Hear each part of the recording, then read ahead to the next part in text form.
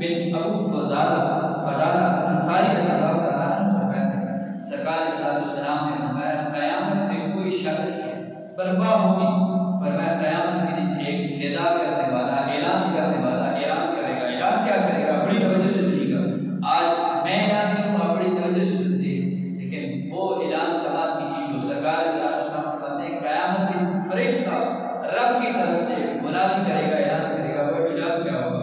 سرکار صلی اللہ علیہ وسلم نے فرمایا من کان اشرک فی عمل عاملہ للہ احدا، سرکار صلی اللہ علیہ وسلم نے فرمایا کہ جس بندے نے عمل کیا، نیکی کا کام کیا، اس کے ساتھ اس نے اللہ کے ساتھ کسی اور کو شریک ٹھہرا دیا۔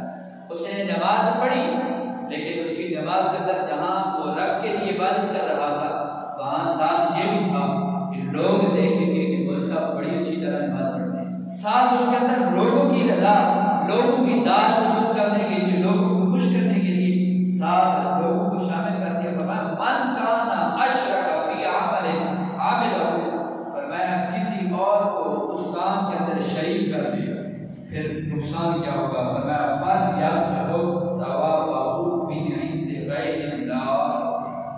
اللہ اکبر۔ سرکار صلی اللہ علیہ وسلم فرمایا وہ ندا کرنے والا ندا کرے گا جس شخص نے اپنے نیکی کے کام کے اندر اللہ کے ساتھ کسی اور کو شریک ٹھہرایا، اس نے صدقہ و خیرات اس لیے کی، لوگوں کے اندر جو ہے آٹا اس لیے بانٹا، لوگوں کے اندر راشن اس لیے بانٹا کہ لوگ کہیں گے کہ حضرت بڑے سخی ہیں، یہ بڑے مالدار ہیں، یہ بڑے دولت مند ہیں، سرمایہ دار ہیں، کارخانہ دار ہیں، بڑے جاگیردار ہیں، اس لیے لوگوں کی داد وصول کرنے کے لیے اس نے یہ عمل کیا۔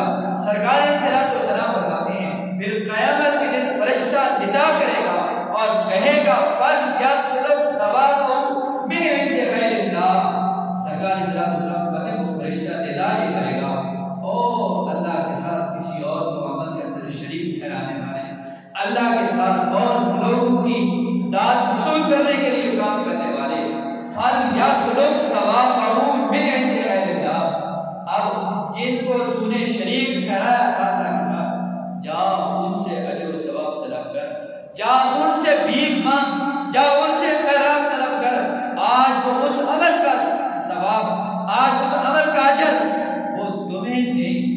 حالانکہ آگے الفاظ میں سرکار صلی اللہ علیہ وسلم فرماتے ہیں فَإِنَّ اللَّهَ أَغْنَى الشُّرَكَاءِ عَنِ الرِّضَا، فرمایا اللہ رب العالمین شریکوں سے بے نیاز ہے، اس کا کوئی شریک نہیں ہے، جو بھی کام کرے بات اللہ کی رضا کے لیے کرے۔